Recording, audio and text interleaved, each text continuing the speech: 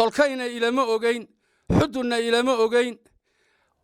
wixii inuu warxuma tashiilkii galay uu been noqday baan ogaaday sidaa awgeed raaligelin baan ka bixinayaa iyo boolojiis oday cali maxamuud caatey oo ka mid ah odayaasha degmada xudun ee gobolka sool ahna afayeenka beelaha degmadaasi ayaa xaal iyo boolojiis ka bixiyey hadal uu shalay warbaahinta ka sheegay kaasoo ku duraya garaad cabdilaahi garaad salabaan garaad maxamed sidoo kale waxa uu sheegay inaysan reer xudun la qabin hadalkaasi shakhsiyadiisa qudha ay ku kooban tahay waxaana hadalladiisii ka mid ahaa sida tan bismillaahi raxmaan raxiim anigoo ah cali maxamuud caateeye shirkan jaraa'idan haddeer halkan aan ku qabanayo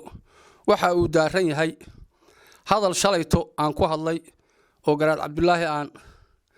ku eesayo ku maagay oo aan igu habboonayn aniga oo nin weyn oo odaya ah sodogna aanu ahay hadalkaasina markii aan eegay warxuma tashiil baa helay hadalkaa waxaan ka bixinayaa raaligelin iyo boolojiis xaal baan ka bixinayaa iyo boolojiis waa ka raaligelinayaa garaadka boolojiis iyo xaal baan ka siinayaa raaligal adigoo hadal tolkay uu ilo ogaana ama xudun ilo ogeydna ma ahayn warxuma tashiil kale oo balaayo ah baa helay tolkayna ilama ogeyn xudunna ilama ogeyn wixii inuu warxuma tashiilkii galay uu been noqday baan ogaaday sidaa awgeed raaligelin baan ka bixinayaa iyo boolojiis